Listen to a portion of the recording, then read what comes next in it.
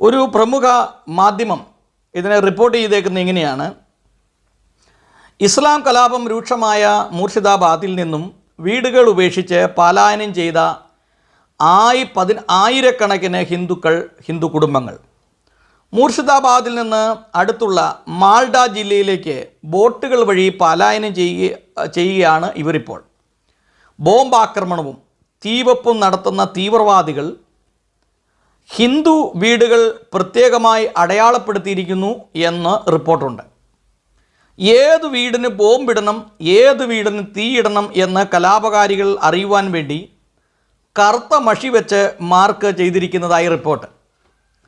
ഇസ്ലാമിസ്റ്റുകൾ ബംഗ്ലാദേശിൻ്റെ സഹായത്തോടുകൂടെ west ബംഗാളിലേക്ക് നുഴഞ്ഞു കയറിയിരിക്കുന്ന ഈ Islamic മതഭീകരന്മാർ Hindu വീടുകളെ ടാർഗറ്റ് ചെയ്യുകയും അവരുടെ വീടുകളിൽ പ്രത്യേകമായി കറുത്ത മഷിയിൽ അടയാളപ്പെടുത്തുകയും ആ വീടുകൾ മാത്രം കേന്ദ്രീകരിച്ച് ആ വീട്ടിൽ ബോംബിടുകയും ആ വീട് തീ വയ്ക്കുകയും അവിടെയുള്ള സ്ത്രീകളോടും കുട്ടികളോടും മോശമായി പെരുമാറുകയും മുതിർന്നവരെ തല്ലിച്ചതയ്ക്കുമാണ് ചെയ്തുകൊണ്ടിരിക്കുന്നത്.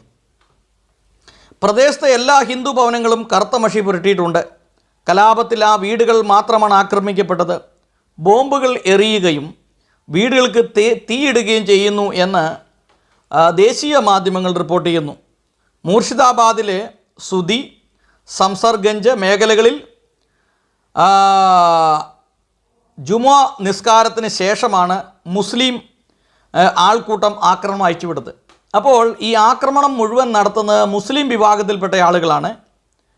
അവരാണ് ഈ മൂർഷിദാബാദിൽ അതിശക്തമായി ഹിന്ദു കുടുംബങ്ങളെ ആക്രമിക്കുന്നത്, തീ വയ്ക്കുന്നതും ബോംബിടുന്നതെല്ലാം ഈ പത്രം റിപ്പോർട്ട് ചെയ്യുന്നതാണ്. മൂർഷിദാബാദിൽ നിന്നും ഹിന്ദു ക്ഷേത്രങ്ങൾക്ക് നേരെ ആക്രമണം ഉണ്ടായി.